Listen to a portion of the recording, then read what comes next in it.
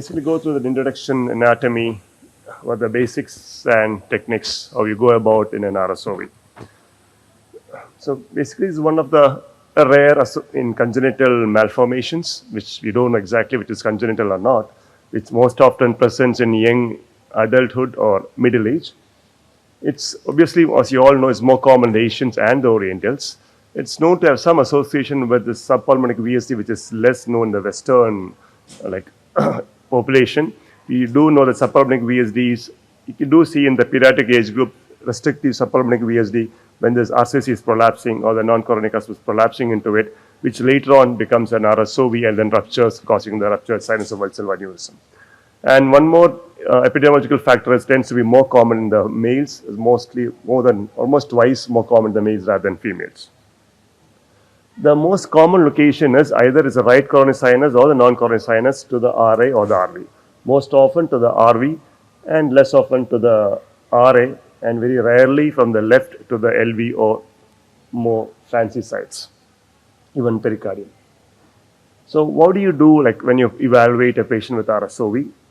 Their presentation can be very varied, like some present acutely in a catastrophic way when you have a large aneurysm ruptures, or it could be a very subtle chronic presentation. Patient come with volume overload, palpitations, or dyspnea.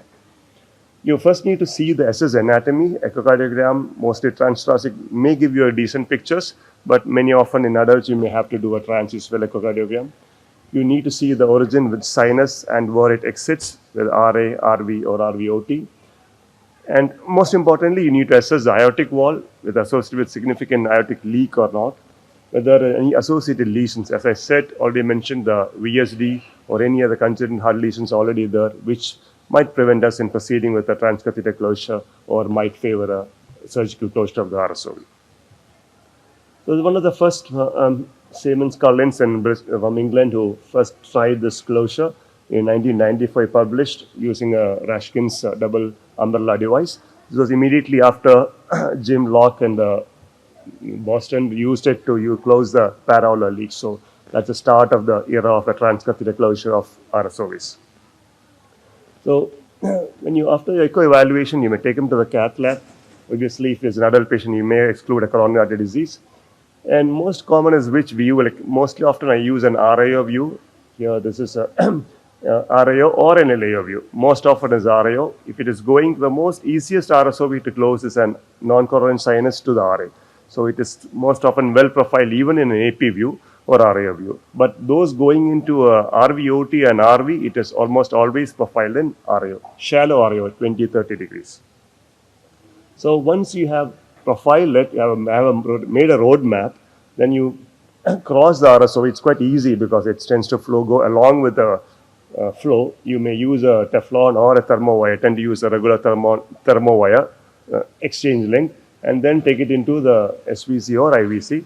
If it is an RVOT, it might more often go into the PA, but the snaring is more easier from the RVOT, from the SVC or IVC instead of the PA or RVOT.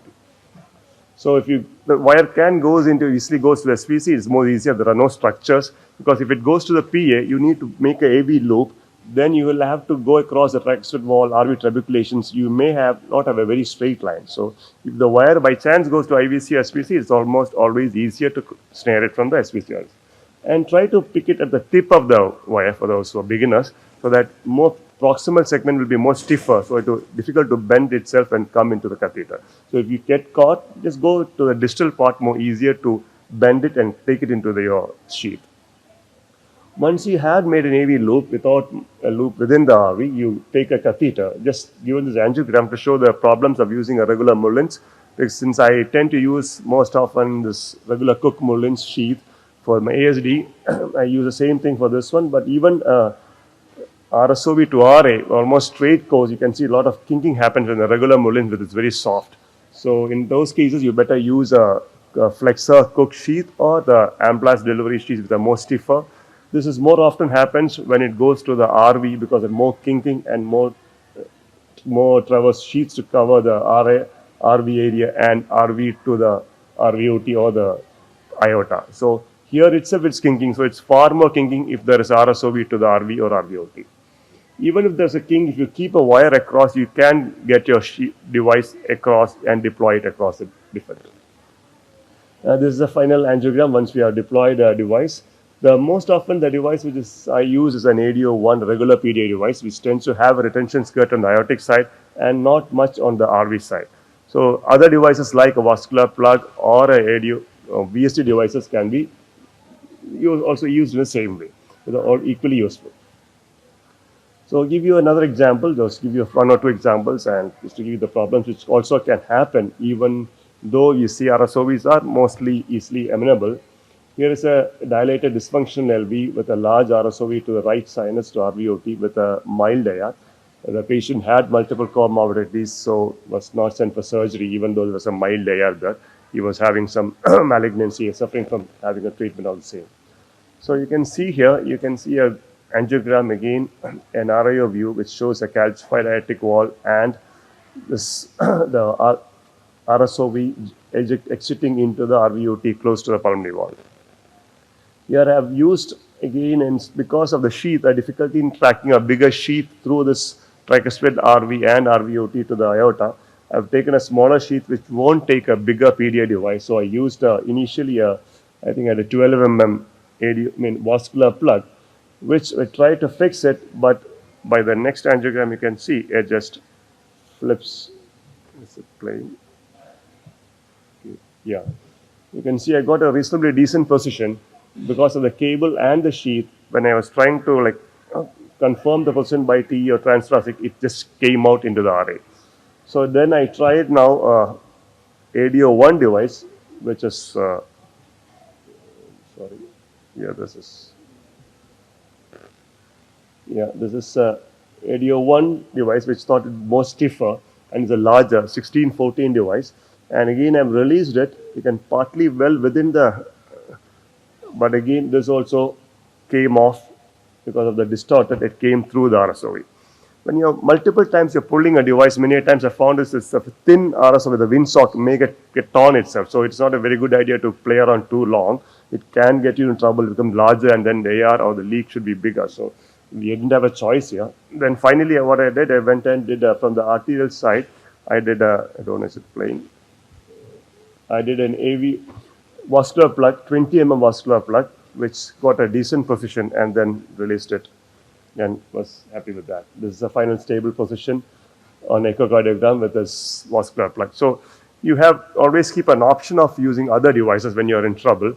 Good thing about a vascular plug or a VSD device is that you can deploy it from the arterial side also.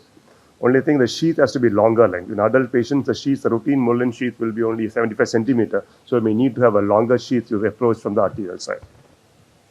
I will just give you one more example. There is again another adult patient who was reasonably asymptomatic. I thought it was almost fine. But he had a very large RSOV, but he had a resting sinus tachycardia, but then he was well preserved. So you can see this echo. I don't know it's playing or it's not playing well. So it showed a very large RVOT from the right sinus into the RVOT. So you have a RV pressure quite and PA pressure is quite elevated, and you can see a very large fistula draining into the RVOT. Here you can see even the pigtail just popped into the RV because it's so big, so you didn't even have a wire need to cross it. So a large sheath has been positioned across the RV to PA, and then at underwent, I think, exact size I don't remember, I think had a pretty large device deployed across the defect. I don't know if it's playing or not. Okay, let me see, you can play it. Okay. There's an AV loop here. Again, it has a bit of kink here, but even with the presence of the wire, if you retain the wire along the sheath, it may help you to prevent the complete kinking. So I retained the wire and then kept the device inside and then pull out the wire. So this is the device. I think it was a 2220 or 2420 ADO1 device of the LifeTech company. And then the initial deployment, you can see this position. This position is not good because the disc is beautifully formed, but it's not stressed. There is no pinch at all. It is more into the aorta. So you obviously cannot deploy it here. You have to pull back a bit more. So in the next one, you can see this has been pulled out and then You see the well-formed ADO1 device, you have to pull further in and then deploy. You see the pinching in the middle. So it gives you the strength, that confidence that is well snugly fitting into the RVO, into the RSOV. Then you can see the next angiogram when you see it fixed here. And then it's reasonably good position, and I did well and was pretty happy about this, and it was released. 6 hours later, actually, I was traveling that day elsewhere, and the evening, my colleague called me and fellow called me and told me his RV dysfunction, patient pressures are dropping. And then, 6 to 8 hours later, patient was quite sick, got ventilated. So this is a echo, a TE later, showing a severe ventricular dysfunction. And then had to put in an IABP. And then just checked out, but my adult colleagues felt that it was almost 12, 13 years ago, which has happened this way, I think, almost in 2008, 2009. My other colleagues were very concerned about the coronaries, even though the RSOV is very hardly obstructs the coronary arteries, which is quite high up. We confirmed and got IABP in, did the coronary angiogram, supported with milrinone, levosimentan, and inotropes, and then after 24 hours, patient improved. So this is a classical situations in which after nearly 30 hours improved, and then weaned off supports and extubated and was discharged. This is a device position after. So when you are tackling very large RSOVs, be careful about this afterload mismatch also. So it's a good echographic delineation of the size, the exit points is quite important to plan your hardware and the defect size. Preferably many a times you need a rigid sheets. The pinching of the device is a good sign to know it is quite held in tight in the position. The coronaries are rarely a concern. Most of the time it is quite high up, so you don't need to worry most of the time. Beware of an afterall mismatch if you're tackling with a very large defect and you're occluding it without ventilation. Because in my case, I did without ventilation, patient was strapped out immediately. And after reduction may be useful. Thank you.